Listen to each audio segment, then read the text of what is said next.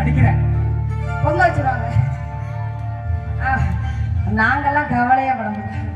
அதுக்கு தானே இப்ப வந்திருக்கோம். தீயா வரும். ஆச்சுட்டீங்களா? ரெடியா போ.